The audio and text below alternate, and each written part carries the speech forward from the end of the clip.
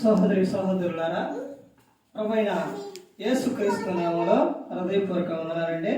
ముందుగా ఇంత మంచి సమయాన్ని ఇచ్చిన తండ్రి దేవునికి ప్రభువైన క్రీస్తు ద్వారా కృతజ్ఞతాస్తుతులు చెల్లిస్తున్నానండి. అందరూ బాగున్నారండి? వాక్యం చదువుకొని ప్రార్థన చేసుకున్న తర్వాత పాఠంలోనికి వెళదామండి. యోహాను గారు రాసిన సువార్త 15వ అధ్యాయం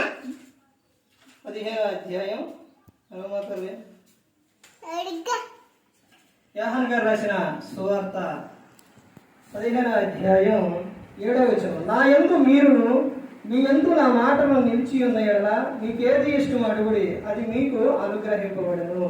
ప్రార్థన చేస్తుంది.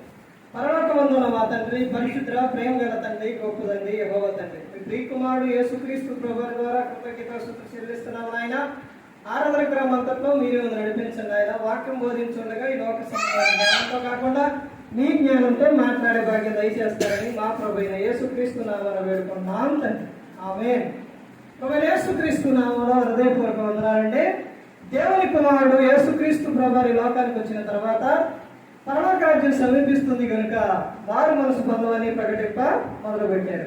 అంశం పాఠం పేరు ఏంటి అంటే, నీ ఆలోచనలు స్థిరపరచబడును. నీ ఆలోచనలు స్థిరపరచబడును. మనిషి యొక్క ఆలోచనలు ఎలా ఉండాలి అంటే స్థిరంగా ఉండాలి.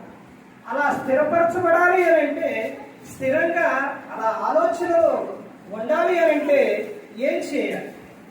అదే పాఠం పేరు. నీ ఆలోచనలు స్థిరముగా ఉండాలి. కానీ మనిషి యొక్క ఆలోచనలు ఎలా మారిపోయి అంటే, ఎలా ఉన్నాయి అంటే స్థిరత్వం అనేది లేకుండా పోయింది. అందుకని ఇక్కడ గ్రంథం ఏం చెప్తుందంటే, మనిషి యొక్క ఆలోచనలు ఎలా ఉండాలంటే స్థిరముగా ఉండాలి. ఆ స్థిరముగా ఉండాలంటే ఏం చేయాలో ఇక్కడ గ్రంథంలో మనం చూస్తే, యోహాను గారు రాసిన సువార్త 5వ అధ్యాయం 7వ వచనంలో, నా యందు మీరును మీ యందు నా మాటలను నిలిచి ఉన్న ఎడల మీకేది ఇష్టమో అడుగుడి అని చెబుతుంది.